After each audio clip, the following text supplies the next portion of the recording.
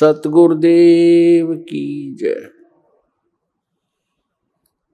सर्वसंगत से प्रार्थना है, सत्संग प्रारंभ हो रहा है। कृपया सत्संग स्थल पर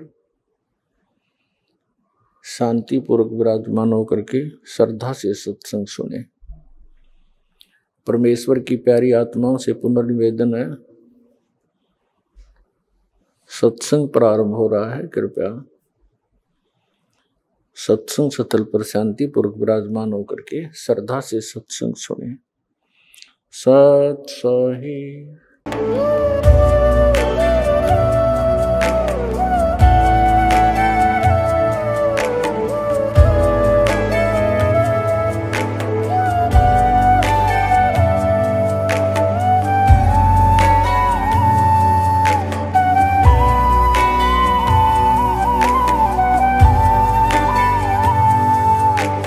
जब लग गुरु मिले न साचा, तब लग गुरु करो 10 पांचा।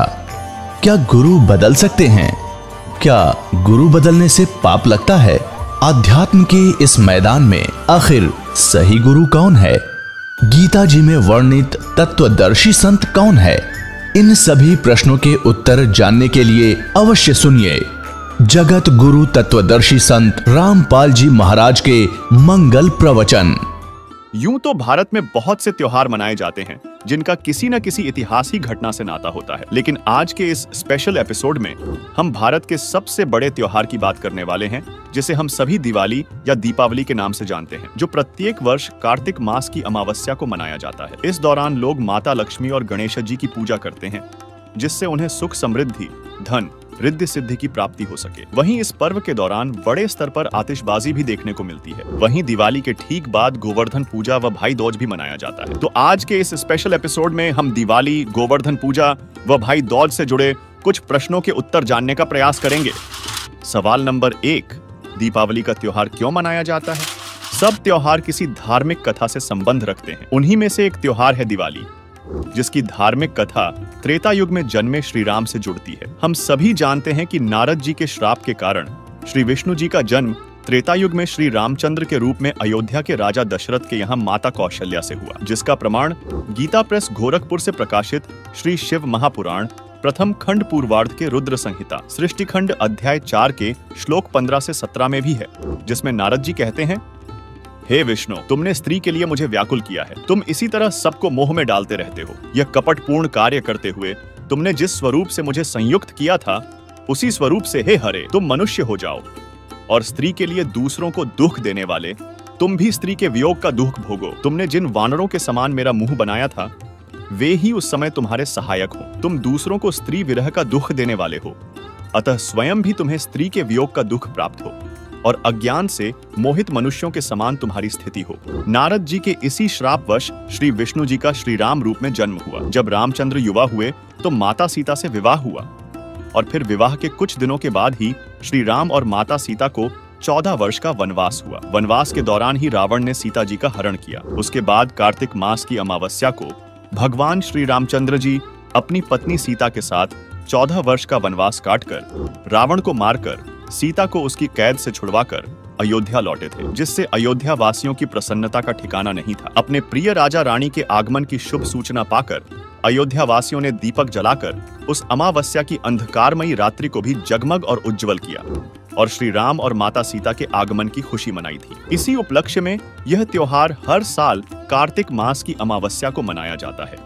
इस मौके पर लोग इस दिन पटाखे फोड़ते हैं, जिससे ध्वनि प्रदूषण, वायु प्रदूषण फैलता है। कई बच्चों की आंखें खराब हो जाती हैं, कईयों के हाथ खराब हो जाते हैं, कई स्थानों पर आग लग जाती है। ऐसी कई दुर्घटनाएं दीपावली के दिन भी देखने को मिलती हैं, जबकि हमें प्रतिदिन दोनों समय शुद्ध देशी घी का दीपक जालना चाहिए, जिससे हवन यज्ञ होता है, जिसका प्रमाण ऋग्वेद मंडल 9 सूक्त 86 मंत्र 10 है, जिसमें लिखा है कि भिन्न भिन्न स्थानों सतलोक, अलखलोक, अगमलोक तथा अकह लोक में निवास करने वाला प्रिय परमपिता परमेश्वर सर्व आत्माओं व देव रूप आत्माओं का उत्पत्ति करने वाला है। उससे सर्व सुख प्राप्ति के लिए ज्योति यज्ञ का अनुष्ठान करें, जो पवित्र विधि है, अर्थात आत्मा को शुद्ध करता है, जिस कारण से साधक को परमेश्वर इस लोक तथा परलोक के परम शांति रूप, पूर्ण मोक्ष तथा इंद्रियों के आनंद रूप पूर्ण मोक्ष रूपी अनमोल रत्न प्रदान करता है। यह शास्त्रों के अनुसार वास्तव में दिवाली है,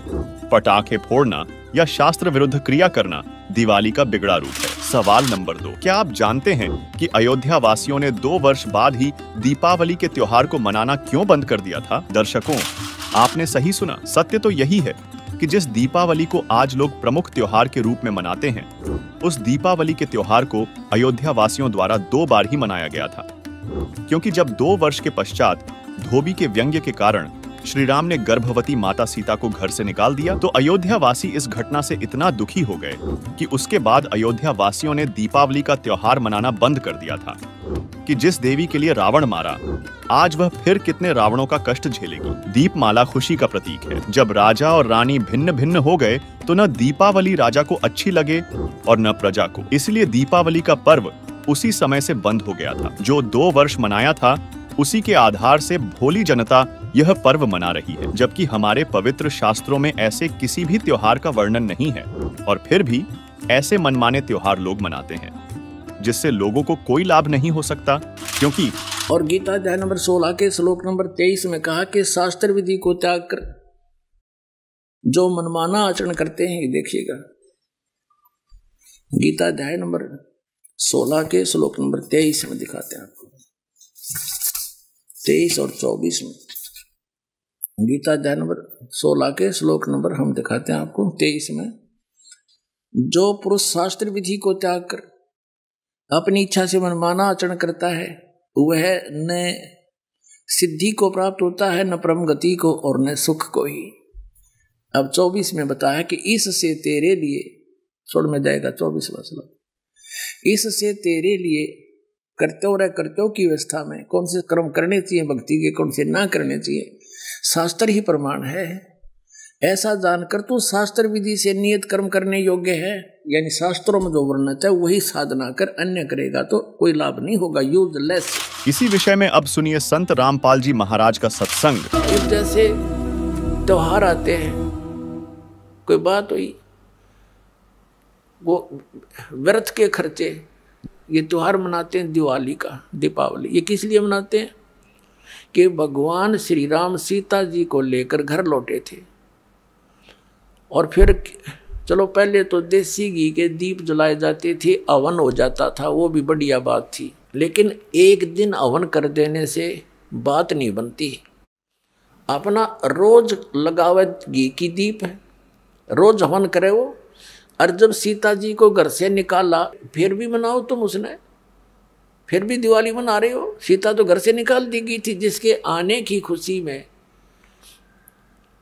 और वो दीप जलाए गए थे, और फिर वह निकाल दी करते, वो तो दुखी हुई, वहाँ जंगल में टाइम पास करा बेचारी ने सह परिवार। और श्री राम घर पे परिवार उसका जंगल में, चाहे राजा के कुछ भी बना रहो, एक छोटे से नगर का राजा, अयोध्या का राजा था, चाहे राष्ट्रपति बने जाए पूरी पृथ्वी का, जिसका परिवार कहीं रहा कहीं वो जीव सुखी हो सकता है, और फिर भी दिवाली मनावें और दीप जलावें। तो इस तरह की जो क्रियाएं हैं ये परंपरा है, सूझबूझ का कार्य नहीं है। फिर बम छोड़ते हैं त्योहार के दिन, कितना प्रदूषण फैलाते हैं, आग लग जाती है। तो यह परंपरा बनाई तो बच्चे आकर्षित हुए, इसको समाप्त करेंगे धीरे धीरे। और क्या की खुशी, एक भगत कह रहा था, बोला जी नाम लेने के बाद ज्ञान हुआ हमें, और पहली बार त्योहार मनाया हमने अपना। हमने 10 वर्ष हो गए ना दिवाली मना ली, ना तीज त्योहार मनाए, और ना होली मनाई। कारण क्या रहा कि हमारा परिवार है, 5-6 भाई हैं, मेरे दादा है, उसमें किसी का कोई मृत्यु हो जाती है, कभी हमारे घर में हो जाती है। पिछली बार मेरी बहन विधवा होगी, सारा 1 साल तो फिर मनाना ही नहीं कुछ भी, 1 वर्ष पूरा नहीं हुआ इतना दूसरी घटना घट लेती है। और 10 वर्ष हो गया हमने कोई त्योहार मना के नहीं देखा। फिर कहाँ गई वो दीपावली? और परमात्मा कहते हैं इसे गंदे लोक में, जैसे नानक साहब जी से कहा था कि आप यहाँ खुशी नजर नहीं आते, मायूस बने रहते हो। तब नानक साहब जी ने कहा था, ना जाने काल की कर डारे, किसी भी ढल जा पासावे, अर्जिन आते सरते मौत खुड़क दी, उन्होंने के डांसावे। सवाल नंबर 3, दीपावली के दौरान सुख समृद्धि और रिद्धि सिद्धि की प्राप्ति के लिए माता लक्ष्मी और गणेश जी की पूजा की जाती है। तो क्या इससे भी कोई लाभ नहीं होता? दर्शकों, हम सभी जानते हैं कि माता लक्ष्मी भगवान विष्णु की पत्नी हैं, जो त्रेता युग में माता सीता और रामचंद्र जी के रूप में जन्मे थे, तथा गणेश जी भगवान शिव और माता पार्वती के पुत्र हैं। और ये हमें कितना लाभ दे सकते हैं, यह हमें श्रीमद्देवी भागवत के 3 स्कंध अध्याय 4 से 5 से मालूम चलता है, जिसमें श्री विष्णु जी और भगवान शंकर अपनी माता दुर्गा की स्तुति करते हुए क्या कहते हैं, देखिए। श्रीमद्देवी भागवत 3 स्कंध।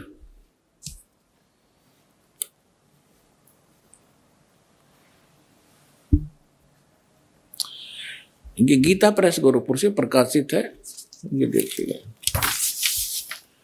इसके ये सचित्र मोटा टाइप, केवल हिंदी, संपादक हनुमान प्रसाद पोदार, चिमनलाल गोस्वामी। और ये यहां से प्रकाशित है, मुद्रित और प्रकाशित ये गीता प्रेस गोरखपुर से है। गीता भवन कार्यालय कोलकाता का संस्थान, गीता प्रेस गोरखपुर।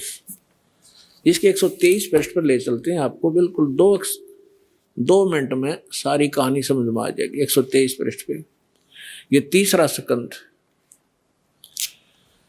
भगवान विष्णु अपनी माता दुर्गा की महिमा स्तुति करते हुए, उनकी स्तुति करते हुए बोल रहे हैं, तुम शुद्ध स्वरूपा हो, यह सारा संसार तुम से उद्भासित हो रहा है। मैं ब्रह्मा और शंकर, हम सभी तुम्हारी कृपा से विद्यमान हैं। हमारा आविर्भाव माने जन्म, तिरोभाव माने मृत्यु। हमारा तो जन्म और मृत्यु हुआ करता है, केवल तुम ही नित्य हो, जगत जननी हो, प्रकृति और सनातनी देवी हो। ये प्रकृति शब्द याद रखना कि दुर्गा को प्रकृति भी कहते हैं।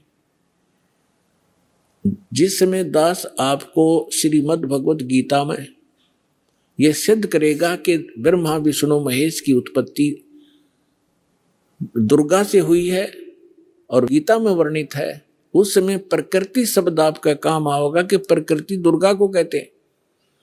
गीता के अंदर 2 प्रकृति बताई है, एक तो जड़ जैसे ये अग्नि वायु हवा आदि, और एक चेतन ये दुर्गा प्रकृति है। तो इसलिए कहते हैं आप ही प्रकृति हो। और फिर भगवान शंकर क्या कहते हैं, देखिएगा।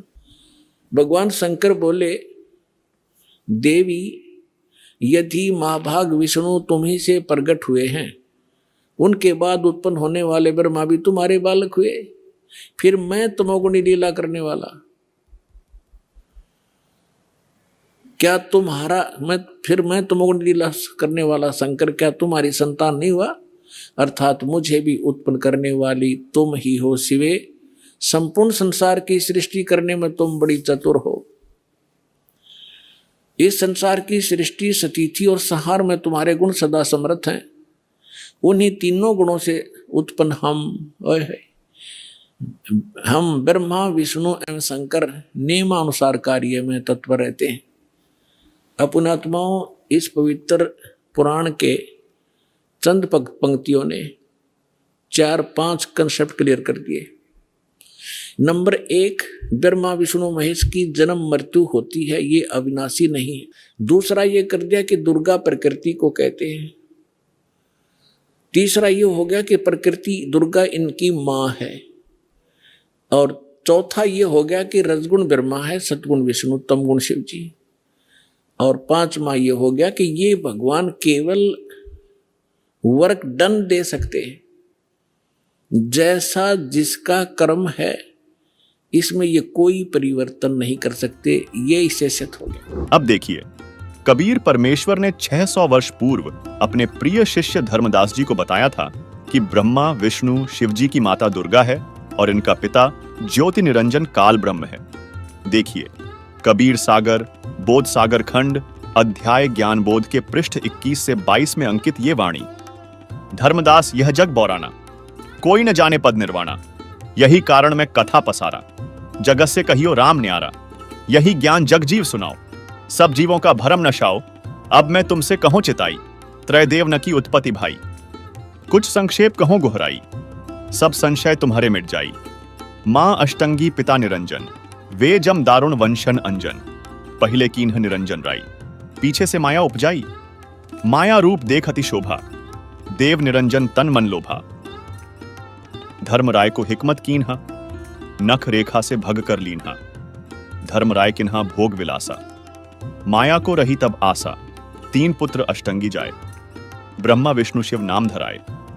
3 देव विस्तार चलाए, इनमें यह जग धोखा खाए। पुरुष गम्य कैसे को पावे, काल निरंजन जग भरमावे। 3 लोक अपने सुध दीन्हा, सुन्न निरंजन बासा लीन्हा। अलख निरंजन सुन्न ठिकाना, ब्रह्मा विष्णु शिव भेद न जाना। 3 देव सो उनको धावें, निरंजन कावे पार ना पावे। अलख निरंजन बड़ा बटपारा, 3 लोक जीव कीन्ह आहारा। ब्रह्मा विष्णु शिव नहीं बचाए, सकल खाए पूर्ण धूर उड़ाए। तिनके सुत हैं तीनों देवा, आंधर जीव करत हैं सेवा। तीनों देव और अवतारा, ताको भजे सकल संसारा। तीनों गुण का यह विस्तारा, धर्मदास में कहों पुकारा। गुण तीनों की भक्ति में भूल परो संसार। कहे कबीर निज नाम बिन कैसे उतरें पार। वहीं इसी विषय में संत गरीबदास जी ने अमर ग्रंथ अध्याय आदि रमैणी में बताया है कि माया मूल रूप एक छाजा, मोहि लिए जिन्हु धर्म राजा। धर्म का मन चंचल चित्त धारिया, मन माया का रूप बिचारा। चंचल चेरी चपल चिरागा, या के पर से सरबस जागा। धर्म राय किया मन का भागी, विषय वासना संग से जागी। आदि पुरुष अदली अनुरागी, धर्म राय दिया दिल से त्यागी। धर्म राय के चले विमाना, मानसरोवर आए प्राणा। मानसरोवर रहन न पाए, दरय कबीरा था न लाए। बंकनाल की विषमी बाटी, तहां कबीरा रोकी घाटी। इन 5 मिली जगत बंधाना, लख 84 जीव संताना। ब्रह्मा विष्णु महेश्वर माया, धर्म राय का राज पठाया। यह खोखापुर झूठी बाजी, भिस्ती बैकुंठ दगासी साजी। कृत्रिम जीव भुलाने भाई, निज घर की तो खबरी न पाई। 1.25 लाख उपजे नित हंसा, 1 लाख विनशय नित अंसा। उपति खपति प्रलय फेरी, हर्ष शोक जौरा जम जेरी। 5 तत्व हैं प्रलय माही, सत्व गुण रजगुण तमगुण झाई। दर्शकों, इससे यह स्पष्ट हो जाता है कि जब भगवान विष्णु और भगवान शंकर जी हमारे कर्म में परिवर्तन नहीं कर सकते, यानी किस्मत से ज्यादा हमें नहीं दे सकते, तो फिर भगवान विष्णु की पत्नी माता लक्ष्मी तथा भगवान शिव के पुत्र गणेश जी की पूजा से हमें अपनी किस्मत से ज्यादा लाभ कैसे मिल सकता है। अर्थात इनकी पूजा से भी हमें कर्म फल ही मिलता है। लेकिन सदग्रंथों में एक ऐसी परम शक्ति का वर्णन है जो हमें किस्मत से भी अधिक देता है, इसलिए उसे बंदी छोड़ और पाप नाशक परमात्मा कहा गया है, जिसकी जानकारी आपको इसी वीडियो में आगे जानने को मिलेगी। सवाल नंबर 4, प्रत्येक मनुष्य सुख की तलाश में है और वह सोचता है कि ब्रह्मा विष्णु शिव जी सुखी होंगे और इनकी भक्ति से हमें सुख प्राप्त होगा, इसलिए वे इन देवताओं तथा इनके अवतारों को पूजते हैं। लेकिन क्या ये सुखी हैं? इस विषय में सुनिए संत रामपाल जी महाराज का यह अद्वितीय सत्संग। देखिए, तो हमने अभी तक न तो सत्यनारायण का ज्ञान था और न ही सतलोक का। गीता जी अध्याय नंबर 18 के श्लोक नंबर 62 में कहा कि अर्जुन तू सर्वभाव से उस परमेश्वर की शरण में जा, उसकी कृपा से ही तू परम शांति को और सनातन परम धाम को प्राप्त होगा। उसी परमेश्वर की कृपा से सनातन परम धाम और परम शांति। जब तक जन्म मृत्यु है जीव को शांति नहीं हो सकती, क्योंकि इस पृथ्वी पर आप किसी भी जीव को देख लो, किसी को भी चैन नहीं है। हम राजा लोगों को ये समझते थे ये बड़े सुखी हैं, इन जैसा दुखी धरती पर इंसान नहीं। ये सत्कर मान लें। अब इनके बस की बात नहीं, ये राज ना करें, क्योंकि इनके भाग में लिख रखे है, इसकी इनकी किस्मत है, पिछले पुण्य है। उन पुण्यों के प्रतिफल में उनको ये समस्या मिली हुई है। देखो, एक छोटे से परिवार का एक मुखिया होता है जिसमें 5-7 सदस्य होते हैं। उनकी व्यवस्था में वो कितना दुखी रहता है। किसी कोई बीमार हो गया, किसी के कपड़े लेने हैं, किसी की फीस भरनी है, फिर विवाह के योग्य हो गए, विवाह ना हुआ तो चिंता होगी, तो फिर आगे मनमाने और समस्या, पुत्र ना हुए उनका तो समस्या। तो कहने का भाव यह है, वो एक ही छोटे से परिवार के पोषण में रात को भी सपने में भी दुखी रहता है, और राजा तो एक बहुत बड़े क्षेत्र का मुखिया बन जाता है, पिता बन जाता है। राजा प्रजा का पिता होता है, और उसको कितनी चिंता रहती है, कहीं फ्लड आ गया है तो राजा को धक्कदेसी होगी कि दुर्घटना होगी तो उसी को समस्या होती है, कहीं कुछ बनाना है, कहीं कोई अशांति फैल गई है, कोई एमएलए खिसकन की सोच रहा है तो नींद आवनी। तो यहां कहते हैं परमात्मा कि यहां शांति नहीं किसी प्राणी को। राजा लोग निर्धन तो सोचता है धनवान सुखी, धनवान सोचते हैं कि राजा सुखी। राजा सोचता है कि भाई स्वर्ग में बताओ सुख तो वहां होगा, ये सत्कर मान लेना आप। इन राजा लोगों को सुख नाम की चीज नहीं है, सपने में भी नहीं सुख इनको। और फिर ये सोचते हैं स्वर्ग में सुख है। जिन बकवादों को हम सुख मानते हैं वो सुख नहीं है। परमात्मा कहते हैं झूठे सुख को सुख कहे, ये मान रहा मनमोद, ये सकल जबीना काल का कुछ मुख में कुछ कोट। बेटा जाया खुशी हुई बहुत बजाए थाल, ये तो आना जाना लगा हुआ है जो कीड़ी का नाड़।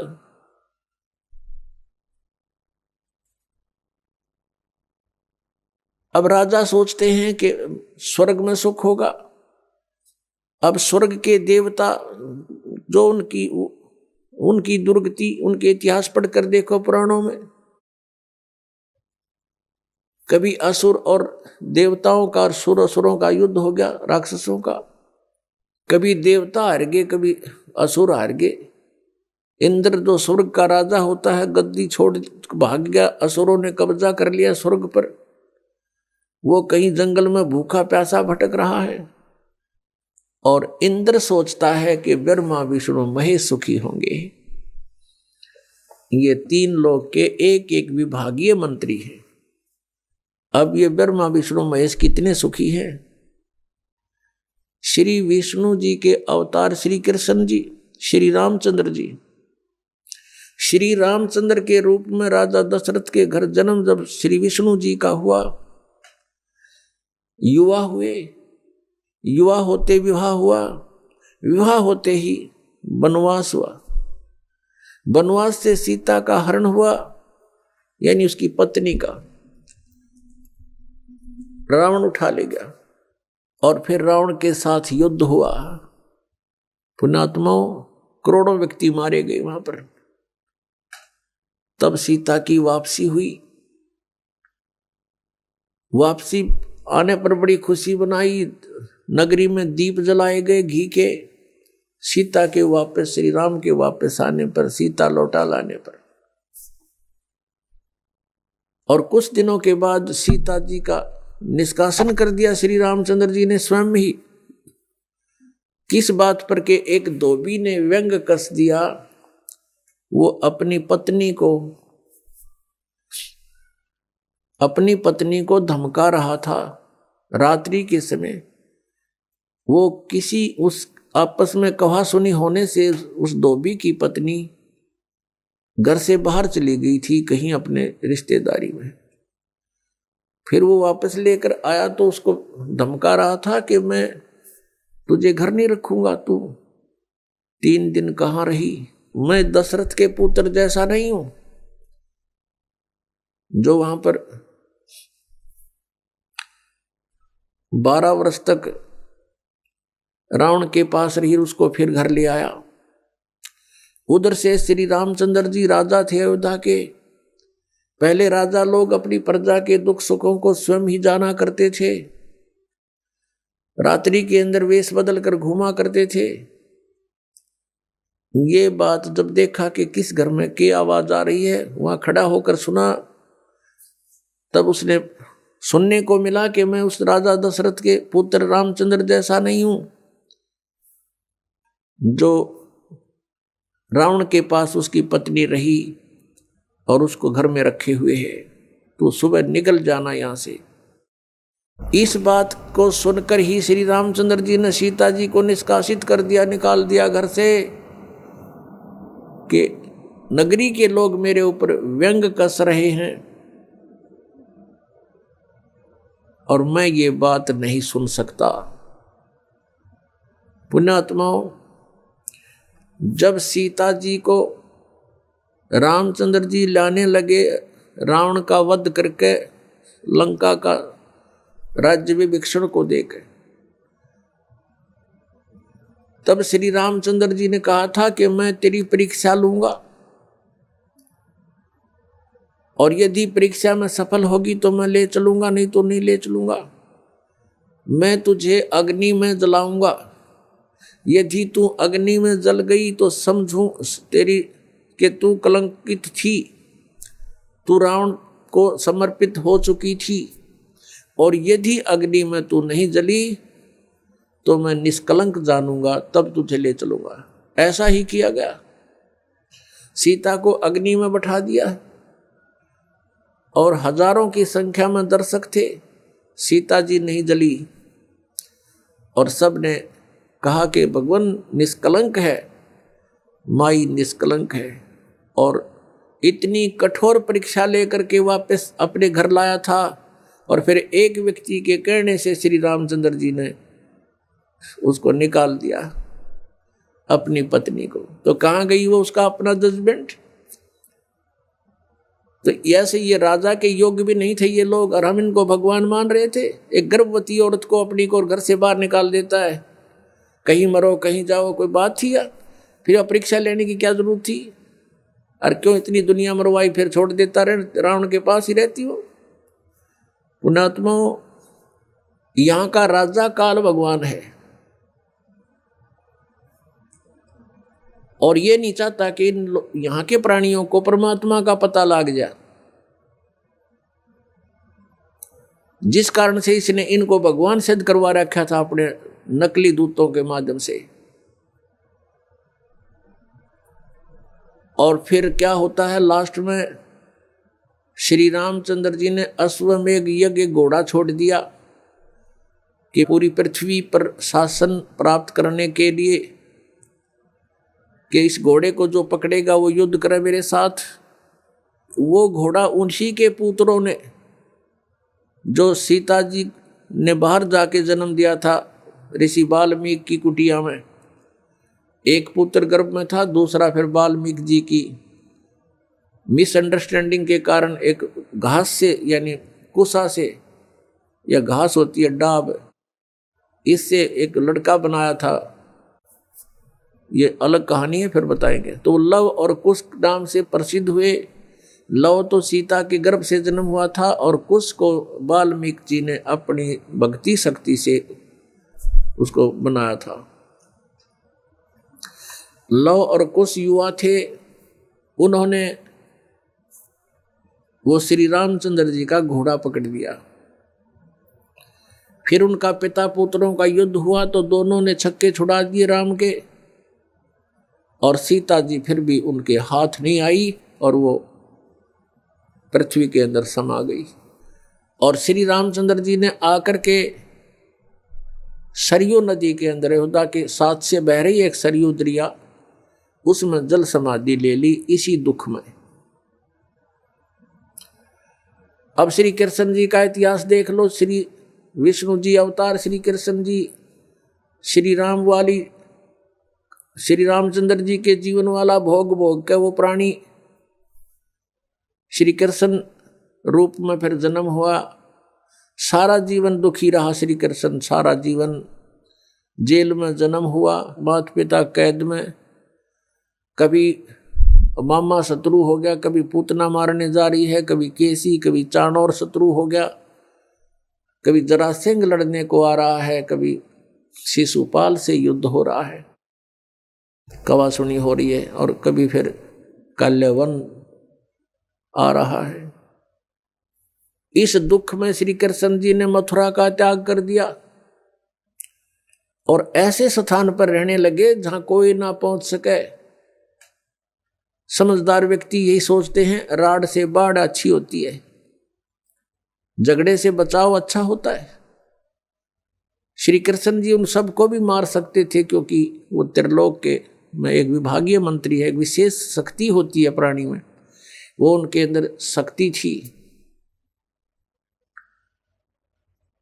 लेकिन यही सोचा था कि किस किस ने मारूं, या तो सबकी बुद्धि भ्रष्ट। तो श्री कृष्ण जी ने द्वारका बनाई। समुद्र के बीच में एक टापू था जिसका केवल एक गेट था, द्वारिका, एक द्वार की नगरी। और ये सोच करके वहां यदि इतनी दूर पहले तो कोई आवेगा नहीं, ऐसे स्थान पर जा रहे हम, और वहां कोई आवेगा युद्ध करने तो हम एक ही तरफ से उसका सामना कर सकते हैं, इसलिए एक गेट था उसका, और बाकी 3 समुद्र था 3 तरफ। तो वहां श्री कृष्ण जी चले गए, अपना अधिकतर सारा ही जीवन वहां व्यतीत किया। यहाँ तो ज़्यादा से ज़्यादा 18 साल के 20 वर्ष के तक यहाँ रहे थे, और बाकी फिर लगभग 200 वर्ष तक जिए थे श्री कृष्ण जी, और बाकी का समय द्वारका में व्यतीत किया था उन्होंने। तो अब ये जो लोग अनजान संत ऋषि, ये गुरु नकली हमें भ्रमित करते हैं कि द्वारका का उस गोवर्धन का की परिक्रमा करनी चाहिए और वृंदावन अवश्य जाना चाहिए, मथुरा में अवश्य जाना चाहिए, वहाँ हमारे भगवान ने लीला की है, उनके चरण कमल टिके हैं, वहाँ घूमा करते थे, स्नान किया करते थे। अरे श्री कृष्ण जी यहाँ 20 वर्ष रहे थे मथुरा में, बाकी 180 साल तो वहाँ रहे हैं द्वारका में, और वहाँ का नामो निशान मिट गया उस द्वारका को। इसलिए वहाँ खत्म की द्वारका, समुद्र में डूब गई श्री कृष्ण जी की मृत्यु के बाद, और यादों का विनाश हो गया था, आपस में लड़के मर गए थे, और जो बाकी शेष औरतें बची थी उनको अर्जुन ले आया था, सब खाली हो गई थी द्वारका। उसके बाद वो समुद्र ने डबो दी थी, अंदर चली गई। कारण यही था कि भगवान ने सोचा कि यहाँ आएंगे फिर ये धक्के खान द्वारका में इतनी दूर, इसलिए उसका नामो निशान मिटवा दिया था। अगर आज द्वारका होती तो ये नकली कहते द्वारका में भगवान रहे थे, वहाँ जाया करो, वहाँ बहुत पुण्य होता है।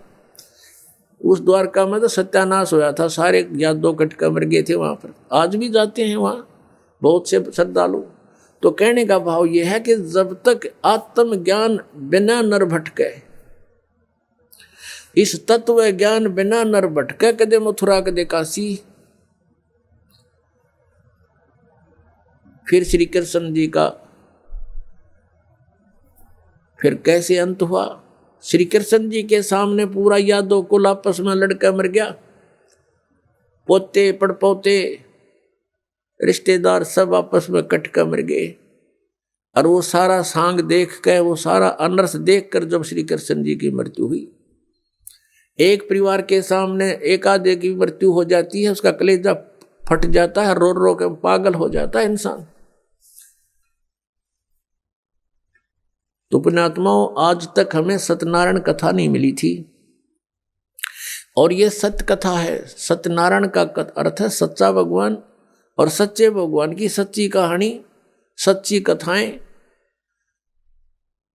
तो प्रसंग चल रहा है कि परमात्मा ने बताया कि तुम जब तक जन्म और मृत्यु के अंदर हो, सुख नहीं हो सकता, शांति नहीं हो सकती। अब इंद्र सोचता है ब्रह्मा विष्णु महेश सुखी होंगे।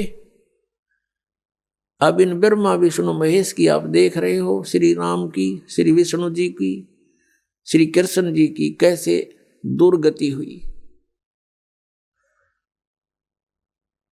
श्री कृष्ण यानी ब्रह्मा विष्णु महेश सोचते हैं कि परमात्मा कोई और है, हम सुखी नहीं हैं। अब प्रसंग चल रहा है कि सत्यनारायण कथा जो है, सत्यनारायण का अर्थ है अविनाशी परमात्मा। ब्रह्मा विष्णु महेश ये सत्यनारायण नहीं है। श्री विष्णु जी को हम सत्यनारायण जानकर किसकी कथा सुना और सुनाया करते थे, सुनते और सुनाते थे।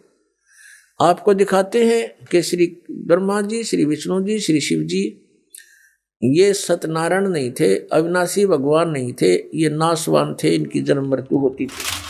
श्रीमद् देवी भागवत के 3 स्कंध अध्याय 4 से 5 को जिसमें श्री विष्णु जी अपनी माता दुर्गा की स्तुति करते हुए कहते हैं, तुम शुद्ध स्वरूपा हो, यह सारा संसार तुम्ही से उद्भासित हो रहा है।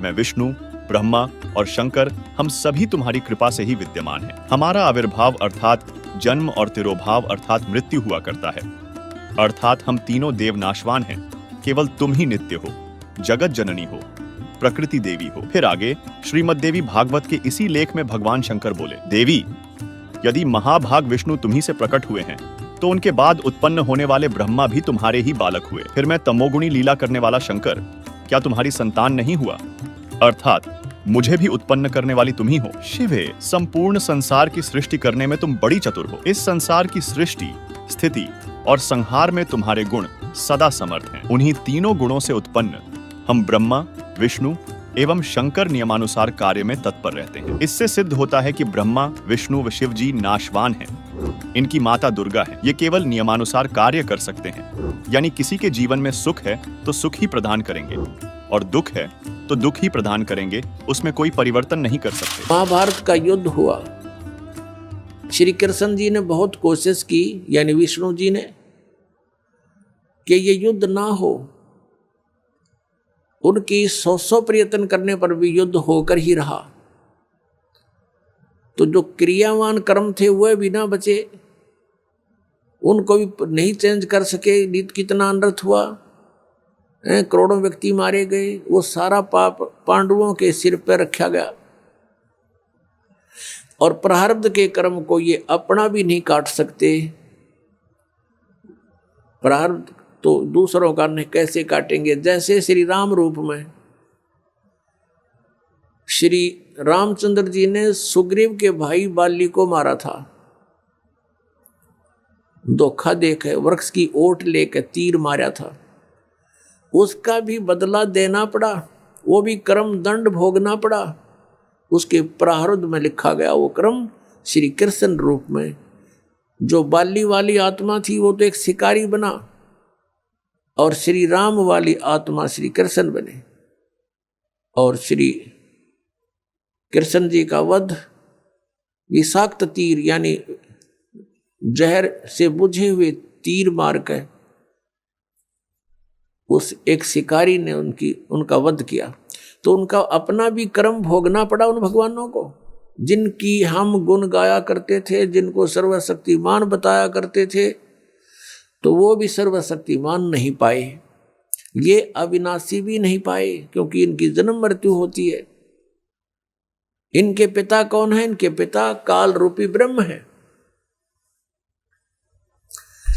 पुण्यात्माओं, सत्संग के अंदर परमात्मा की याद दिलाई जाती है, आत्मा और परमात्मा की स्थिति बताई जाती है। कौन से कर्म अच्छे हैं, कौन से बुरे हैं, ये याद दिलाई जाती है।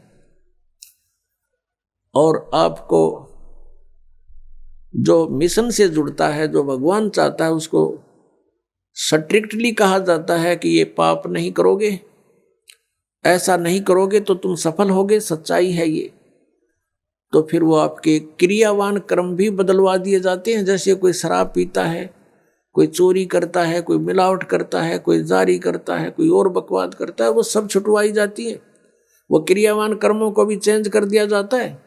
प्रारब्ध के अंदर आपकी किस्मत में कोई जबरदस्त दुख है, उसको भी परमात्मा हल्का करके नाश कर देते हैं।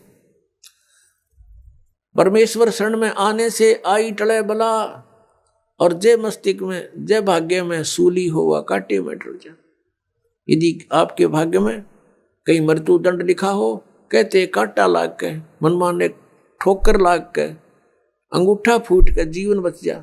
इतना हल्का करके परमात्मा, वो कबीर परमेश्वर, आपके प्रारब्ध में लिखे हुए पाप कर्म का विनाश कर देते हैं। और संचित जो कर्म आपके वहां रखे हैं डिपॉजिट, उसका भी नाश कर देते हैं। दर्शकों, इसी विषय में यजुर्वेद अध्याय 8 मंत्र 13 में लिखा है कि वेदों को बोलने वाला ब्रह्म कह रहा है कि हे पूर्ण ब्रह्म, आप सतभक्ति करने वाले भद्र पुरुष संत ऋषि द्वारा किए हुए पाप के क्षमा अर्थात विनाश करने वाले हो। साधारण व्यक्ति के किए हुए पाप के विनाश करने वाले हो। सतभक्ति चाहे पिता करे, उस पिता के किए हुए पाप के विनाश करने वाले हो। शास्त्र अनुकूल साधना चाहे कोई स्वयं करे, उसके अपने किए हुए पाप के विनाश करने वाले हो।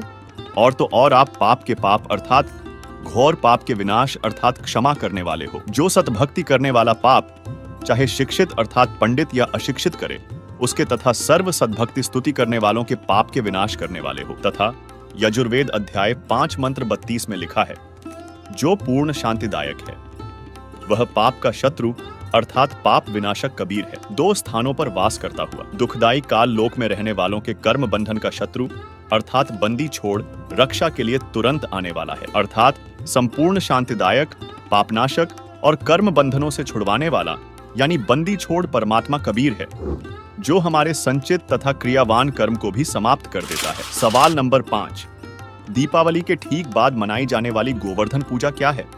क्या गोवर्धन पूजा शास्त्रों में वर्णित है तथा गोवर्धन पूजा करने तथा गोवर्धन पर्वत की परिक्रमा करने से क्या कोई लाभ होता है? भारत में कई त्योहार मनाए जाते हैं, उन्हीं में से एक पर्व है गोवर्धन पूजा। गोवर्धन पूजा दिवाली के अगले दिन की जाती है। गोवर्धन पूजा को प्रकृति की पूजा के साथ जोड़कर देखा जाता है। इसमें गोबर से आकृति बनाकर उसकी पूजा की जाती है। कई लोग इस दिन गाय और बैलों की पूजा करते हैं। गोवर्धन पूजा भगवान श्री कृष्ण की कृपा प्राप्त करने के उद्देश्य से की जाती है। इसी दिन श्रद्धालु ब्रज में गोवर्धन पर्वत की परिक्रमा करते हैं। दर्शकों, इस कथा से आप खूब परिचित हैं कि ब्रजवासी यानी श्री कृष्ण जी के कुल के व्यक्ति देवी देवताओं की पूजा किया करते थे। श्री कृष्ण ने एक दिन उनसे कहा कि हम देवी देवताओं की पूजा नहीं करेंगे, न देवताओं के राजा इंद्र की पूजा करेंगे, हम परमात्मा की पूजा करेंगे। जिसके बाद ब्रजवासियों ने देवताओं के राजा इंद्र की भी पूजा बंद कर दी और इसी कारण ब्रज नगरी को डुबोने के उद्देश्य से इंद्र ने प्रतिशोध लेने के लिए मूसलाधार बारिश करनी शुरू कर दी। तब श्री कृष्ण जी ने गोवर्धन पर्वत को एक हाथ की उंगली पर रख लिया तथा उसको पूरे ब्रज नगरी के ऊपर फैला दिया। सब ब्रजवासियों से कहा कि अपने पशुओं सहित पर्वत के नीचे आ जाओ। वर्षा का सारा पानी गिरिराज पर्वत ने सोख लिया। इंद्र की हार हुई और इस तरह ब्रजवासियों ने देवी देवताओं की पूजा बंद कर दी। इसके बाद श्री कृष्ण ने उस गोवर्धन पर्वत को पुनः यथास्थान पर रख दिया। अब विचार करें कि हिंदू समाज में गोवर्धन यानी गिरिराज की परिक्रमा करते हैं और पूजा देवी देवताओं की करते हैं। इससे तो भगवान विष्णु उर्फ श्री कृष्ण जी सख्त नाराज होंगे, क्योंकि हम उनके आदेश की अवहेलना कर रहे हैं। यानी आप गोवर्धन परिक्रमा व गोवर्धन पूजा करके तो भगवान श्री कृष्ण जी का अपमान करने का कार्य कर रहे हो। वहीं गोवर्धन परिक्रमा व गोवर्धन पूजा शास्त्रोक्त साधना न होने के कारण इससे लाभ तो मिलता नहीं, बल्कि परिक्रमा के समय पैरों के नीचे असंख्यों कीड़े मकोड़े जीव जंतु मरते हैं। वह पाप अवश्य लगता है, यानी उनका पाप आपके भाग्य में लिखा जाता है, क्योंकि सूक्ष्म वेद में कहा गया है, पृथ्वी ऊपर पग जो धारे कोटि जीव एक दिन में मारे, करई आरती संजम सेवा यो अपराध न उतरे देवा। वहीं श्री कृष्ण की कुछ लीलाओं के कारण लोग उन्हें भगवान मानते हैं, तो इसी विषय में देखिए श्री कृष्ण भक्त और कबीर पंथी संत रामपाल जी महाराज के शिष्यों के बीच हुई इस बहस को, जिसे देखने के बाद यह निर्णय हो जाएगा कि वास्तव में लीलाओं को भी देखा जाए तो जो चमत्कार श्री कृष्ण जी नहीं कर सके, वह चमत्कार कबीर परमात्मा ने किया था। देखिए अब आप कैसे सिद्ध करोगे कृष्ण बड़ा है? कृष्ण भाई बड़ा ही है, जो कि उनके प्रिय मित्र थे सुदामा जी, तो उन्होंने उनका इतना बड़ा महल खड़ा करवा दिया था, उनकी आंख फट गई थी देख कर। और जो कबीर को बार बार भगवान कर रहे हैं ना, जो वो इतने भगवान था तो 4 बांस गाड़ के उन्हें टाइम पास कराया, झोपड़ी चूक रही थी, बरसात आ रही थी, अपने लिए भी 2 एक कोठा बना लेते, उसमें टाइम पास होया। सही बात है भाई। ये तो भाई एक मिनट, हाँ जी, कौन जवाब देगा इसका? कबीर अगर बड़ा होता तो अपने लिए महल बना लेता, कृष्ण जी ने तो सुदामा का महल बना दिया था। देखो जी, सुदामा का महल कृष्ण जी ने बना दिया, ठीक है जी, इतनी शक्ति के भगवान तो वो हैं, हम भी मान रहे हैं कृष्ण जी भगवान हैं, पर वो 3 लोक के भगवान हैं, कुछ लीलाएं तो उनके द्वारा भी होती ही हैं। अब कबीर भगवान की लीला अगर इसके समानांतर मैं लूं तो आपने तैमूरलंग का नाम सुना है? तैमूरलंग वो राजा, मतलब पहले एक गरीब आदमी था, उनके घर रोटी तक नहीं होती थी, और कबीर परमात्मा ने ऐसी लीला करी, वो आपको सूक्ष्म वेद में सारा प्रमाण मिलेगा, कबीर जी की लीलाओं में मिलेगा कि कबीर साहब ने ऐसी लीला करी, उनके वहां जाके सिर्फ 1 रोटी खाई थी, 1 जल का लोटा पिया था, और उनको 7 पीढ़ी का राज दिया।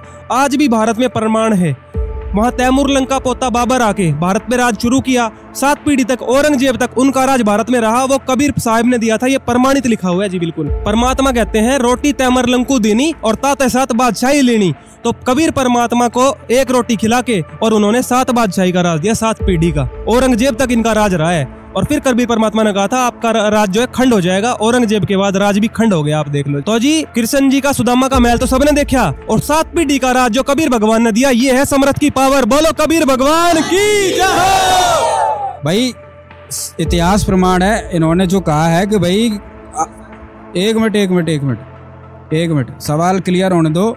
उन्होंने सिद्ध किया सुदामा का महल बनाया, तो कबीर जी ने 7 पीढ़ी का राज दिया, वो इतिहास प्रमाण है, ये बात सिद्ध हुई। अब आप दूसरी बात बताओ, कबीर कृष्ण को कैसे बड़ा बताओगे? हर बात में कबीर बड़ा हो रहा है।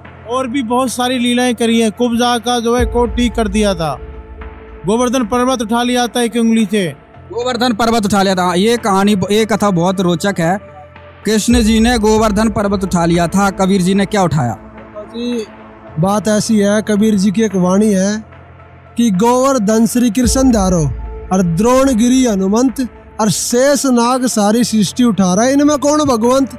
अगर पहाड़ उठाने से भगवान सिद्ध हो जाते तो आप ये आपके ही प्रचलन में, आपके ही लोकवेद में कहते हैं कि शेष नाग के ऊपर पूरी पृथ्वी धरी है, तो इससे बढ़िया तो फिर शेष नाग भगवान है। अगर पत्थर उठाने से ही भगवान बन जाते तो शेषनाग भी भगवान है, फिर उनको क्यों नहीं मानते? हनुमान जी ने भी पहाड़ उठा लिया, उनको भी भगवान मान सकते हैं। ये भगवान के लक्षण ही नहीं है। ना वेदों में लिखा हुआ कि भगवान वो माना जाएगा जो पत्थर उठाएगा, वेदों में तो परमात्मा की महिमा ही दूसरी लिख रखी है, तो इससे कोई सिद्ध नहीं होता। सही बात है भाई, फिर तो कृष्ण से बड़ा शेषनाग भगवान हो गया, उसने तो सारी पृथ्वी उठा रखी है। बताओ भाई, अब दूसरा कोई बताओ, कृष्ण जी कैसे बड़े हैं? शेषनाग के ऊपर भी तो कृष्ण भगवान ही विराजमान है, वो भी तो उसकी है। तो वो विराजमान है तो कृष्ण फिर भी शेषनाग ही बड़ा हो गया ना। और कोई सवाल दो। देखो भाई कृष्ण पुजारी, सुनो मेरी बात, हरे कृष्णा कहने से बात नहीं बनेगी, प्रमाण देने पड़ेंगे, सामने वाले आप पे भारी पड़ रहे हैं। अब आप ये बताओ कृष्ण जी कैसे बड़े हैं? ऐसी कौन सी लीला, कुछ तो बताओ, हर चीज का प्रमाण दे रहे हैं। हाँ, बांसुरी बजाते थे, सारी गाय उधर आ जाती थी, गाय जाती थी, पशु पक्षी आ जाते थे, चिपटते थे बहुत ज्यादा, एकत्रित हो जाते थे सिर्फ एक बांसुरी की धुन से। अभी सवाल नहीं, अभी चलन दो, अभी सवाल आपके पास लेंगे आके। भैया बांसुरी की बात आ गई है, कृष्ण जी में इतनी शक्ति थी, वो बांसुरी बजाते थे, गाय है, गोपी ग्वाल है, वृंदावन में सब इकट्ठे हो जाते थे। कबीर जी ने क्या शक्ति ऐसी कोई लीला करी है जो सारे इकट्ठे हो जाते थे? बताओ जी। कबीर जी ने ऐसी लीला करी है और अनेकों बार करी है। कबीर जी के एक शिष्य हुए हैं संत मुलकदास जी। एक बार उन्होंने कहा कि गुरुजी, कृष्ण जी जब बंसी बजाते थे तो सारी गाय और गोपी ग्वाल इकट्ठे हो जाते थे, उनकी वाणी इतनी मधुर थी। तो कबीर जी ने कहा भाई हम भी बंसी बजा के दिखाएंगे। तो जब कबीर जी ने बंसी लेके और बजानी शुरू करी, तो आप तो गोपी ग्वालों की बात करते हो, सुर नर मुनि जन और देवता वो भी उस मुरली को सुनने के लिए आ गए थे। और जिस जमुना का जो दरिया बह रहा था, वो दरिया भी एक जगह शांत हो गया था। इतनी मधुर वाणी बजाई थी कबीर साहब जी ने। इसका प्रमाण संत मुलकदास जी की वाणी में है कि एक समय गुरु बंसी बजाई कालंदरी के तीर, और सुर नर मुनि जन थकत भये, वो रुक गया दरिया नीर। बंदी छोड़ सतगुरु रामदास की जय। प्रमाण है भगवान है। भैया कृष्ण के पुजारी, इन्होंने आपके कृष्ण ने बंसी बजाई, उनके कबीर जी ने भी बंसी बजाई, सारा जमुना अमना सब थम गया था। अब कोई और लीला बताओ। मोर ध्वज के बेटे का शीश कटा हुआ उन्होंने जोड़ दिया था, उनकी लीलाएं इतनी है। जेल धाम से ही श्री कृष्ण जी तो जेल धाम से ही चमत्कार करने लग गए थे। आपने कहा कि श्री कृष्ण जी ने उनका ताम्र के लड़के का शीश काट करके उनको जीवित कर दिया था, गर्दन जोड़। सही बात है, भगवान ये काम कर सकते हैं भाई, कटे हुए गर्दन की तो भगवान ही जोड़ सकता है। आप बताओ कोई प्रमाण हुआ? हाँ जी इधर। हाँ जी, अगर श्री कृष्ण जी भगवान थे तो अभिमन्यु का क्यों नहीं जीवित कर दिया? और इन्होंने बहुत सारी लीलाएं बताई श्री कृष्ण जी की, लेकिन जो वेदों में लीलाएं बताई गई हैं पूर्ण परमात्मा की, जैसे कुमारी गाय से उसकी तृप्ति होती है, तो परमात्मा है जना, उसका जन्म मरण नहीं होता, लेकिन वो कोई भी लीला श्री कृष्ण पे फिट नहीं बैठती है। तो इससे ही प्रमाणित होता है कि कबीर भगवान है। नहीं अभी इनके ठीक है, आपकी बात सही है भाई, चलो वेदों में नहीं मिलता। इनने कहा कि भाई कृष्ण ने ताम्र ध्वज को जिंदा कर दिया गर्दन काट के, कबीर जी ने कुछ ऐसा किया? क्योंकि लोग चमत्कार को नमस्कार करती है भाई साहब। देखो जी, ये तो बहुत छोटी बात है कि एक ताम्र ध्वज जी का उन्होंने शीश जोड़ दिया। कबीर साहब जी ने ऐसे 4 लोगों को जिंदा किया हुआ है, जिसका प्रमाण कबीर सागर में मिलता है। सबसे पहले उनके जो शिष्य हुए हैं सेऊ और सम्मन, सेऊ जी उनके शिष्य हुए, उनकी नाड़ कट गई थी, कबीर साहब ने उनकी नाड़ को जोड़ के एज इट इज उनको जीवित कर दिया। दूसरा ये प्रमाण मिलता है कि एक मुर्दा बहता हुआ नदी में जा रहा था और कोई प्रकरण चल रहा था, तो एक मुसलमानों के पीर थे, शेख तकी पीर, उन्होंने कहा कि कबीर अगर तू भगवान है तो इस मुर्दे को जिंदा करके दिखा। तो कबीर साहब ने उसको ऐसे आदेश दिया, हे प्यारी आत्मा, आप जहाँ भी हो कबीर हुक्म से इस शरीर में प्रवेश करो और मेरे सामने आ जाओ। तो वो मुर्दा उठ के जिंदा होके कबीर साहब के पास आ गया। ऐसे ही शेख तकी की मरी हुई लड़की को, जो 12 दिन से कब्र में दबी हुई थी, कुछ दिनों से कब्र में दबी हुई थी, उसको वहां से कब्र से उठा के और उसको जिंदा करके अपने साथ ले लिया। ये कबीर साहब में प्रमाण मिलता है। अगर इसी से ही भगवान माने जाते हैं तो कबीर साहब तो डबल भगवान हुए। उन्होंने तो कई लोगों को जिंदा कर रखा है। कबीर भगवान की जय। दर्शकों, एक और विचारणीय विषय यह है कि आज लोगों द्वारा श्री राम और श्री कृष्ण की पूजा की जाती है, लेकिन सतयुग में किसकी पूजा करते थे? उस समय तो राम और कृष्ण नहीं थे। इसलिए श्रीमद् भगवद गीता के अध्याय 4 के श्लोक 34 में कहा गया है कि उस तत्व ज्ञान को समझ उन पूर्ण परमात्मा के वास्तविक ज्ञान व समाधान को जानने वाले संतों को भली भांति दंडवत प्रणाम करने से, उनकी सेवा करने से और कपट छोड़कर सरलता पूर्वक प्रश्न करने से वे पूर्ण ब्रह्म को तत्व से जानने वाले अर्थात तत्वदर्शी ज्ञानी महात्मा तुझे उस तत्व ज्ञान का उपदेश करेंगे। यानी हमें तत्वदर्शी संत की तलाश करनी चाहिए, जिसकी पहचान गीता अध्याय 15 श्लोक 1 में दी गई है। देखिए, ये है पंचदशो अध्याय 15वां अध्याय, मंत्र नंबर 1। ऊर्ध्व मूलम, ऊर्ध्व माने ऊपर, अधः माने नीचे को शाखा, अश्वत्थम माने पीपल का, पीपल रूपी संसार रूपी पीपल का वृक्ष समझो। प्राहु कहा जाता है अव्यम अविनाशी। ऊर्ध्व मूलम अधः शाखम अश्वत्थम प्राहु अव्यम छंदासी यस्य प्रणानी ये तम वेद स वेदवित। इसका सीधा सा अर्थ है कि ऊपर को जड़, ये संसार रूपी वृक्ष का एक चित्र जानो। ऊपर को जड़ और नीचे को शाखा वाला है, ये संसार रूपी वृक्ष है। और जो संत जड़ से लेकर, मूल से लेकर तना, मोटी डार, शाखा और पत्तों तक बता देगा, स वेदवित, वो तत्वदर्शी संत है। अभी दास ने सत्संग के प्रारंभ में कहा था, तुम साहेब तुम संत हो, तुम सतगुरु तुम हंस, गरीब दास तेरे रूप बिना और न दूजा अंश। रामानंद जी ने कहा था कि हे परमात्मा, तुम साहेब तुम भगवान हो, तुम साहेब तुम संत, और तुम सतगुरु तुम हंस हो। सतगुरु माने तत्व ज्ञान, यथार्थ ज्ञान बताने वाले भी आप ही हो। तो उस परमात्मा ने, सच्चिदानंद घन ब्रह्म ने अपनी अमृतवाणी में इन सभी सदग्रंथों का ज्ञान पहले ही बोल रखा है। सतगुरु के लक्षण कहूँ मधुरे बैन विनोद, 4 वेद 60 शास्त्र वो कहे 18 बोध। सतगुरु के लक्षण, सतगुरु की एक पहचान ये भी है कि सभी सदग्रंथों का ज्ञाता होता है वो। तो वो परमात्मा स्वयं ही थे। 600 वर्ष पहले कहा था, अक्षर पुरुष एक पेड़ है निरंजन, सर पुरुष वाकी डारे, तीनों देवा शाखा हैं ये पात रूप संसार।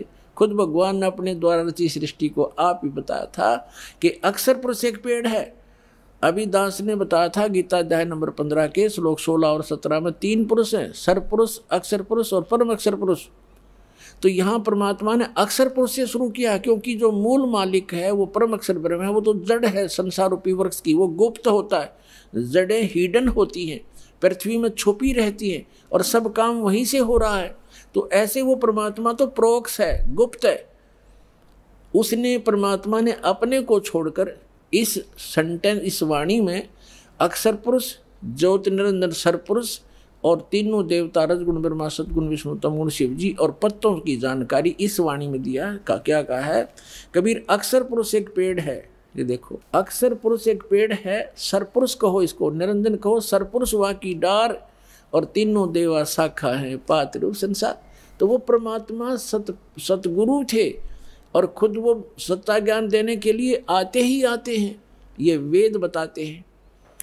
अब उन्होंने क्या बताया है देखिएगा, परमात्मा ने यहाँ से स्टार्ट किया है, अपने को छुपा कर कहा है अक्षर पुरुष एक पेड़ है, जो जमीन से बाहर दिखाई देता है सारा वृक्ष कहलाता है। अक्षर पुरुष एक पेड़ है, ये तना, ये सर अक्षर पुरुष समझो, और सर पुरुष वा की डार, ये मोटी डार, और तीनों देवा शाखा हैं पाते रूप संसारे। अब यहाँ परमात्मा ने स्पष्ट कर दिया, अपने को छुपा दिया कि अक्सर वो मूल मालिक तो है ही, वो दास भेज दिया ये बताने के लिए कि वो जड़ कौन है, वो परम अक्षर ब्रह्म है। ये देखिएगा इस चित्र के अंदर ही ये लिखा है स्पष्ट, ये देखो, ये मूल है, पूर्ण ब्रह्म कहो, परमेश्वर कहो, और ये है परम अक्षर ब्रह्म, ये परम अक्षर ब्रह्म है। ये जड़ जो हैं ये परम अक्षर ब्रह्म को समझो, ये मूल है उस संसार रूपी वृक्ष की। और वो है कौन, ये देखिएगा इधर, पूर्ण ब्रह्म कबीर साहेब, ये कबीर परमेश्वर परम अक्षर ब्रह्म है। ये है संसार रूपी वृक्ष की जड़, और ये अक्षर पुरुष एक पेड़ है, सरपुरुष वा की डार, और तीनों देवा शाखा है ये पात्र। अब हम आते हैं श्रीमद् भगवद गीता के अध्याय नंबर 15 के श्लोक नंबर 1 पर। ऊर्ध्व मूलम अधः शाखम। गीता ज्ञान दाता ने केवल इतना बताया, ऊपर को जड़, नीचे ने शाखा वाला ये संसार रूपी उल्टा लटका हुआ संसार रूपी वृक्ष समझो, पीपल का वृक्ष रूप।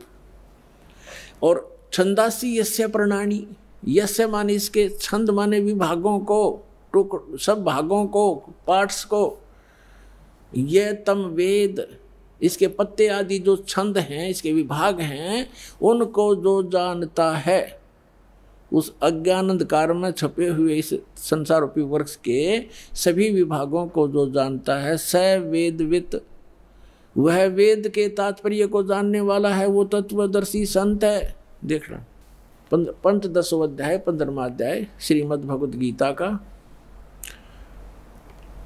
आदि पुरुष परमेश्वर मूल वाले। अब यहाँ इन्होंने गड़बड़ कर दिया, यहाँ तो ठीक लिख दिया, यहाँ लिख दिया अधः शाखम, ब्रह्मा रूप मुख्य शाखा वाले, ये गलत कर दिया।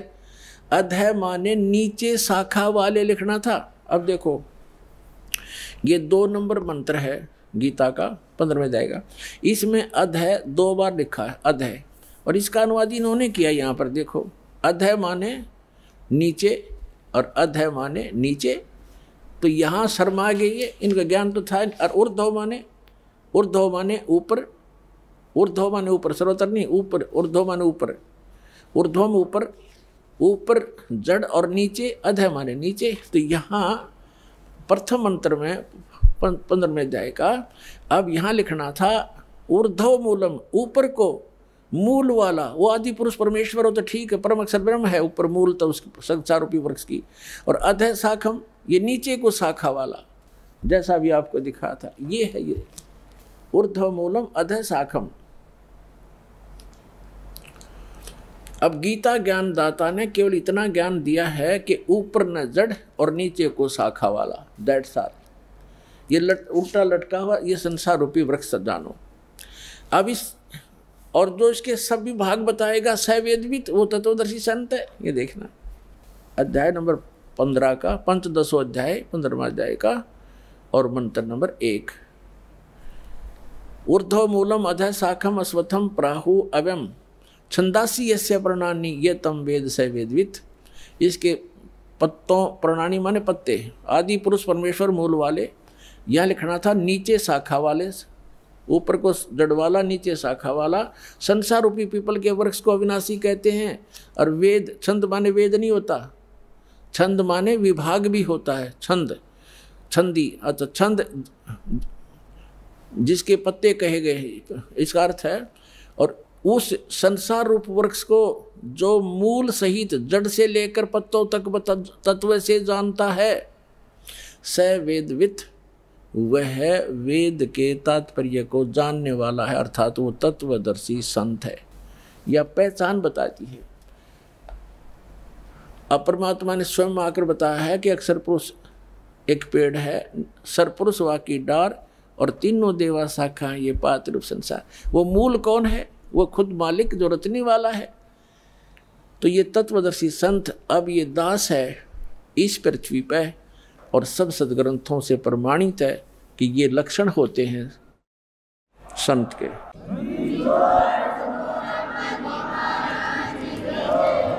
सवाल नंबर 6।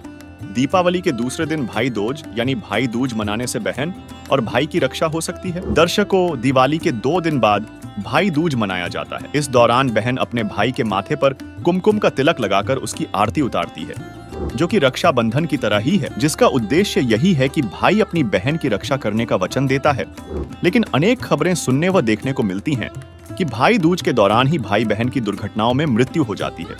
यानी भाई दूज मनाने से हमारी रक्षा नहीं होती, बल्कि हमारा वास्तव में रक्षक कबीर परमात्मा ही है, जिसका प्रमाण ऋग्वेद मंडल 9 सूक्त 20 मंत्र 1 में है, जिसमें लिखा है कि वेद ज्ञान दाता काल ब्रह्म से दूसरा कबीर देव यानी कबीर परमेश्वर श्रेष्ठ आत्माओं को भक्ति धन की प्राप्ति के लिए ज्ञान देता है। वह अविनाशी सबका रक्षक है, सहनशील है, सर्व तत्व ज्ञानहीनों को अध्यात्म ज्ञान गोष्ठी की स्पर्धा रूपी वाक युद्ध में तिरस्कृत करता है, यानी अज्ञानियों को पराजित कर देता है। दर्शकों, वेदों में तो यहाँ तक लिखा है कि यदि किसी की मौत भी हो गई हो तो परमात्मा उसे पुनः जीवित करके उसकी आयु भी बढ़ा देता है। देखिए ऋग्वेद में प्रमाण। जैसे हम भगवान विष्णु को समर्थ मानते थे, उन्हीं के अवतार श्री राम और श्री कृष्ण थे। जैसे भक्त प्रश्न करते हैं कई बार है कि जैसे श्री कृष्ण जी ने मोरध्वज राजा के पुत्र ताम्रध्वज को आरे से चिराकर जीवित कर दिया था, तो वो समर्थ शक्ति मान लिए। इसी एक एग्जाम्पल था। परमात्मा कबीर जी ने कहा, धर्मदास जी ने यह प्रश्न किया था, तो परमेश्वर ने कहा कबीर देव जी ने धर्मदास जी से कि श्री कृष्ण जी ने अपना सगा भांजा क्यों नहीं जीवित किया अभिमन्यु, जब वो पहले महाभारत के युद्ध में मारा गया था। उसका सगा भांजा था, सुभद्रा का पुत्र था। श्री कृष्ण जीवित नहीं कर सका, जिसकी आवश्यकता थी जीवित करने की, और वहां जा पंगा लिया, मोरध्वज का बेटा कटवा के जीवित कर दिया। धर्मदास एकदम स्तब्ध हो गया कि भगवान सच्ची बात है, उनका तो कुलनाश हो रहा था और वहां भगवान उसको जीवित नहीं कर सके।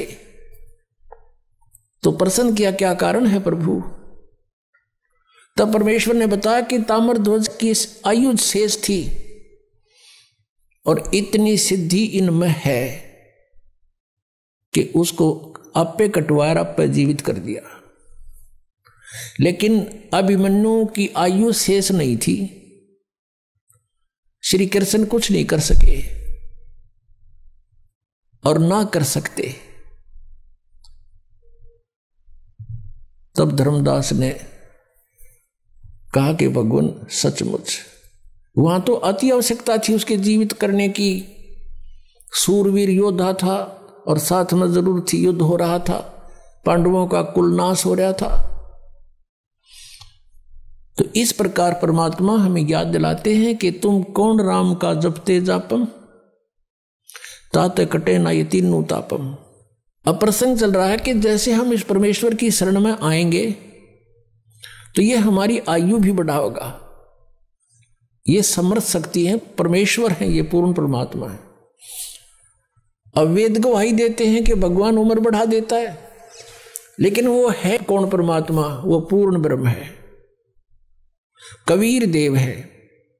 आपको थोड़ा सा यहां दिखाते हैं कि समर्थ शक्ति। देखो, सुनी सुनाई बातें तो हमने बहुत सुन रखी है, दंत कथाएं सुन रखी है। जब तक आप आंखों नहीं देख लोगे प्रमाणों को, आपको विश्वास नहीं हो सकता। क्योंकि हमने वेदों की आड़ में जो भी वक्ता होते थे, पुराणों का, वेदों का और गीता जी का रेफरेंस देकर सत्संग किया करते थे। और हम ये सोचा करते थे कि संस्कृत के विद्वान हैं, संस्कृत साथ बोल रहे हैं, इन्होंने सदग्रंथों को सही जाना होगा। और ये कहा करते थे कि जो प्रारब्ध है वो तो भोगना ही पड़ेगा, जिसकी आयु जहां समाप्त होगी वो तो होगी ही होगी, इसका कोई विकल्प नहीं। और परमात्मा की महिमा गुणों में लिखा है कि परमात्मा हमारी आयु बढ़ा सकता है, हमारे जीवन में आने वाले संकटों का नाश कर सकता है, वो कर कैसे सकता है? जो उसकी साधना सत्य हो, शास्त्र अनुकूल हो, तब उनको सब राहत मिलती है। परमात्मा हमारी आयु भी बढ़ा सकते हैं, आपको वेदों में दिखाते हैं। क्योंकि शिक्षा का हमें एक लाभ है तो यही है कि हम सदग्रंथों को स्वयं समझ सकते हैं। और जब तक हम नहीं समझेंगे, कोई भी हमें बढ़ा दे, कुछ भी कह दे, हम उससे की मान लेंगे। जिस कारण से आज तक हम यह भटक रहे हैं, अरे नकली संतों के पीछे लटक रहे हैं। ये देखिएगा, ये है ऋग्वेद, आपको दिखाते हैं ये कहाँ से प्रकाशित है। सर्वदेशीय कार्य प्रतिनिधि सभा, महर्षि दयानंद भवन, रामलीला मैदान, नई दिल्ली से। उनके फोन और फैक्स नंबर ये है। ये मुद्रक है प्रिंस ऑफसेट प्रिंटर्स, 1510 पड़ोती हाउस, दरियागंज, नई दिल्ली से। ऋग्वेद मंडल नंबर 10, सूक्त 161 161 और मंत्र नंबर 2 में, यदि रोगी नष्ट जीवन शक्ति वाला हो, यानी जिसका जीवन नष्ट होने वाला हो गया है, यदि अथवा सीमा से परे चला गया है, यदि मृत्यु के समीप पहुंच गया ही है, तो भी उस रोगी को, ये देखिए ना, दयानंद के भक्ता ने मैं वैद लिख दिया यहाँ पर, क्योंकि दयानंद ये मानता था भगवान कुछ नहीं कर सकता, ना रोग काट सकता, ना उम्र बढ़ा सकता, इसलिए यहां लिख दिया मैं वैद। कष्टप्रद रोग के पंजे से छुड़वा लाता हूं और 100 शरद ऋतुओं तक जीने, यानी 100 वर्ष तक के लिए इसको बलयुक्त करता हूं। अब यहां जो इन्होंने जानबूझ कर बकवाद करी, इस मूल पाठ में इसमें वेद का जिक्र नहीं, क्योंकि वेद कोई मेडिसिन की बुक नहीं है, ये भगवान की जानकारी महिमा है इसके अंदर। अब यहां तो ये ने लिख दिया, फिर परमात्मा कहते हैं चोर चोरावे तुंबड़ी, वो गड्ढे पानी में, वो गड्ढे हुआ ऊपर आओ ना, सच्चाई छनी ना है। लेकिन कहीं ना कहीं परमात्मा ने इनकी आंखें बंद कर ही दी, जहां इन्होंने सच्चाई लिख दी, ना चाहते हुए भी लिख दी, भगवान ने लिखवा दिए। तो क्या लिखे थे ये देखना, ऋग्वेद मंडल नंबर 9 सूक्त 80 और मंत्र नंबर इसका भी 2। हे परमात्मन, आप उपासकों की आयु के बढ़ाने वाले हैं। या भूल गए वैद लिखना। देखा परमात्मा के चोर चोरावे तुमड़ी गड्ढा पानी में, वो गड्ढा हुआ ऊपर आओ ना, सच्चाई छनी ना। दर्शकों, इससे स्पष्ट होता है कि हमारा वास्तविक रक्षक कबीर परमात्मा है। दर्शकों, आपने आज के इस एपिसोड में देखा कि दीपावली, गोवर्धन पूजा व भाई दूज मनाना शास्त्रों के विरुद्ध मनमाना आचरण है तथा इन त्योहारों से जुड़ी भगवान रामचंद्र, माता सीता तथा श्री कृष्ण से जुड़ी कुछ सत्य घटना से भी आप अवगत हुए, जिससे स्पष्ट हुआ कि इन त्योहारों को मनाने से न तो सुख समृद्धि मिल सकती और न ही हमारी रक्षा हो सकती, बल्कि हमारा असली रक्षक, पापनाशक, कर्म बंधनों से छुड़वाने वाला वह शांतिदायक कबीर परमात्मा है, जो हमें सुख समृद्धि के साथ साथ मोक्ष भी प्रदान कर सकता है, जिसकी यथार्थ भक्ति जानने के लिए संत रामपाल जी महाराज यूट्यूब चैनल अवश्य देखें। आइए अब हम उन श्रद्धालुओं के अनुभव जानते हैं जो जगत गुरु तत्वदर्शी संत रामपाल जी महाराज जी से दीक्षा प्राप्त कर चुके हैं तथा उनके द्वारा बताए गए भक्ति मार्ग पर चल रहे हैं। की राह पर चलना कठिन होता है, लेकिन एक सच्चे संत के मार्गदर्शन में यह यात्रा न केवल सरल हो जाती है, बल्कि जीवन को एक नया अर्थ भी दे देती है। दर्शकों, आज हम आपके समक्ष एक ऐसी कहानी प्रस्तुत कर रहे हैं जो दर्शाती है कि कैसे एक सच्चे संत की शरण में आने से जीवन में परिवर्तन आ सकता है। यह कहानी है उत्तर प्रदेश के जालौन निवासी श्री कालका प्रसाद जी की, जो पहले कई बुरी आदतों और अंधविश्वासों से ग्रस्त थे, लेकिन जैसे ही इन्होंने संत रामपाल जी महाराज का सत्संग सुना, इनकी आंखें खुल गईं। इन्हें समझ आया कि वे कितने गलत रास्ते पर चल रहे थे। दर्शकों, आइए अब सुनते हैं कालका प्रसाद जी के जीवन की यह प्रेरणादायक कहानी, उनकी अपनी जुबानी। सर नमस्कार। नमस्कार सर। सर क्या नाम है आपका? कालका प्रसाद। कहाँ से आए हैं आप? धमरेही गांव, जिला जालौन, उत्तर प्रदेश। संत रामपाल जी महाराज की शरण में आने से पहले आप क्या भक्ति साधनाएं करते थे? ये छोटा पूरा कथा और सुनना या भागवत सुनना, और शंकर जी जो बाराबंकी जिले में लोधेश्वर हैं उनके ऊपर जल चढ़ाना, कई बार 10 बार गए। जब आप पहले पूजा कर ही रहे थे तो फिर आपने संत रामपाल जी महाराज जी से नाम दीक्षा क्यों ली? हमें एक्सीडेंट होने पर एक ज्ञान गंगा पुस्तक मिली, उसका ज्ञान समझ के आए कि ये तो सब नासवान है, परमात्मा तो असली ये है संत रामपाल जी महाराज। तो उस वजह से हम जो है यहाँ बरवाला आए नाम दीक्षा लेने। संत रामपाल जी महाराज के बारे में आपको कैसे पता चला? हमने टीवी के माध्यम से नाम दीक्षा ली वहाँ, और जब परमात्मा ने मुझे आशीर्वाद दिया, मैं बहुत नशेड़ी था, तो उस दिन से आज दिन तक हमने नशे को किसी भी प्रकार से हाथ नहीं लगाया।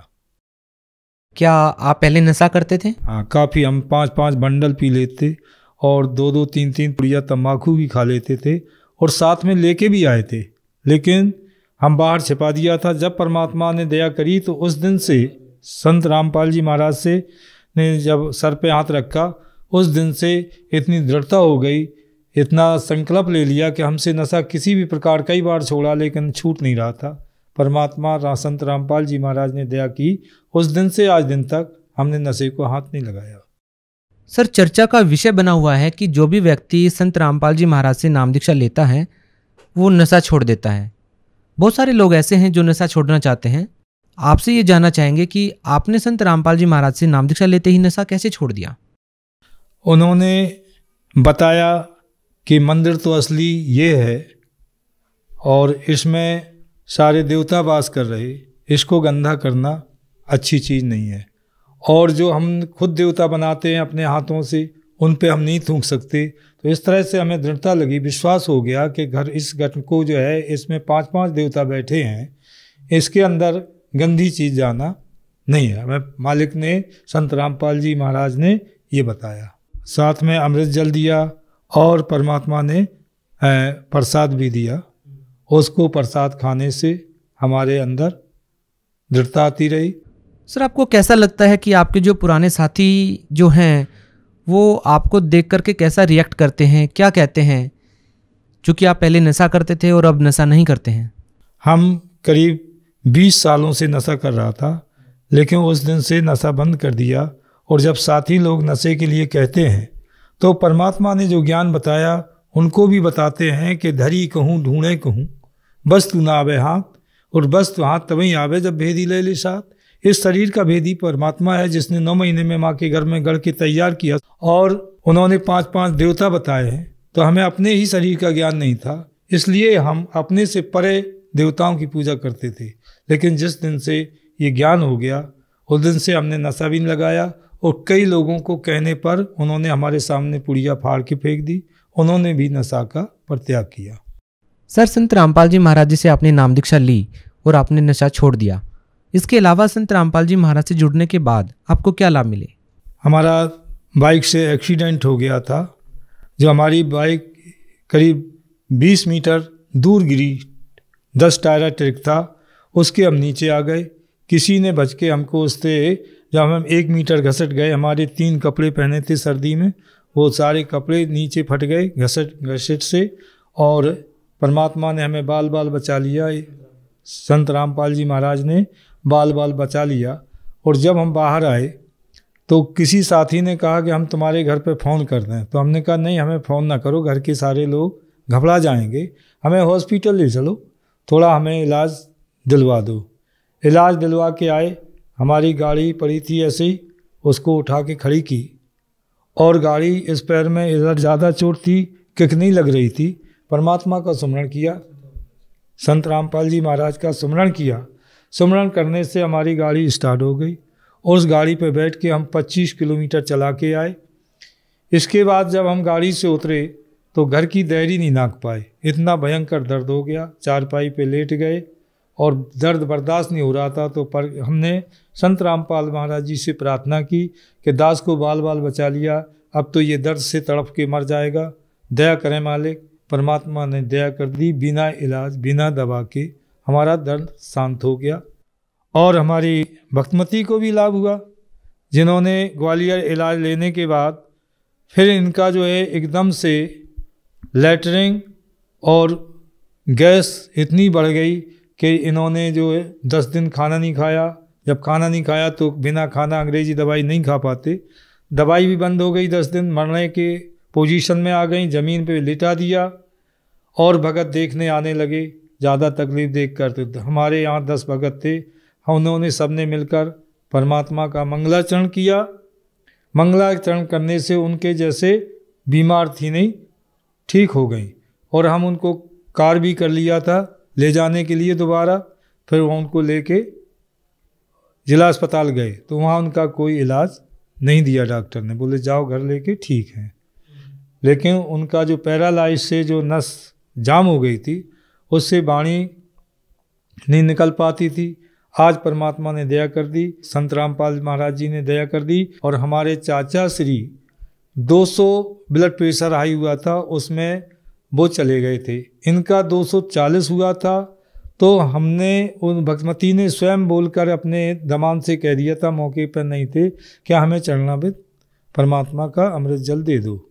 दे दिया तो वो 24 घंटा डटी रही। फिर सवेरे इलाज लेने गए जिला अस्पताल, उन्होंने रेफ़र कर दिया ग्वालियर के लिए। ग्वालियर में इलाज चला। इलाज चलने के बावजूद भी उनको दवा खानी बंद हो गई और परेशानी बढ़ गई। तो मंगलाचरण किया और परमात्मा की दया से वो आज संत रामपाल जी महाराज की दया से आज वो चल फिर रही, बोलने भी लगी हैं और खाना पीना थोड़ा बहुत हल्का पूरा काम भी कर रही हैं। जब से आप संत रामपाल जी महाराज से जुड़े हैं आपको काफ़ी लाभ मिले हैं। हम आपसे ये जानना चाहेंगे कि आप भगत समाज को क्या संदेश देना चाहेंगे? भगत समाज को ये प्रार्थना करना चाहता हूँ कि इस पृथ्वी पे हमारे गुरुदेव संत रामपाल जी महाराज पूर्ण ब्रह्म परमात्मा आए हुए हैं, जिन्होंने ऐसा ज्ञान दर्शाया है। वेद आज से नहीं, वेद बहुत पुराने से पढ़े जा रहे हैं और उन वेदों में पढ़ने वालों ने कुछ भी नहीं समझ पाया। जैसे गीता में लिखा है कि माया के द्वारा जिनका ज्ञान हरा जा चुका है, ऐसे असुर स्वभाव को धारण किए मनुष्यों में नीच दूषित कर्म करने वाले वो मुझे नहीं बख्शते। तो परमात्मा का सत्संग सुने, जो उन्हें उंगली धर धर के बताया है और वो सत्य है। आज दिन तक उनको पढ़ने वाले गीता के सही अर्थ नहीं कर सके। और जो परमात्मा है, सारे वेदों का रचयिता है, सारी जानता है, उन्होंने उंगली धर धर के बताया, फिर भी हम विश्वास नहीं कर पा रहे। तो हम प्रार्थना करेंगे कि आप वेदों से और जो हमारे YouTube पे संत रामपाल जी महाराज का सत्संग आता है और आप ऐप डाउनलोड करके सत्संग सुने और वेदों से मिलाएं कि ये सच्चा ज्ञान परमात्मा दे रहे हैं और आप शरण में आए, आपके भी सारे कष्ट परमात्मा दूर करेंगे। संत रामपाल जी महाराज। धन्यवाद। सत्य है।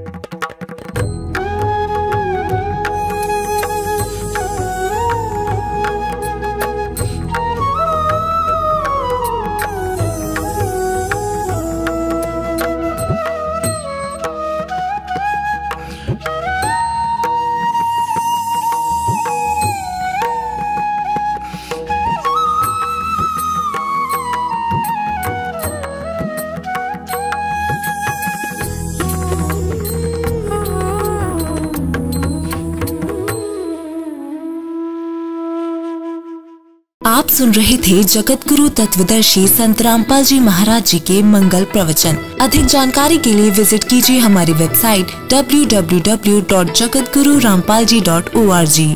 संत रामपाल जी महाराज जी के शुभ आशीर्वाद से पूरे विश्व भर में 500 से भी ज्यादा नाम दीक्षा केंद्र हैं, जिन पर संत रामपाल जी महाराज जी द्वारा ऑनलाइन निःशुल्क नाम दीक्षा दी जा रही है। अपने नजदीकी नाम दीक्षा केंद्र का पता करने के लिए संपर्क करें 8222880541।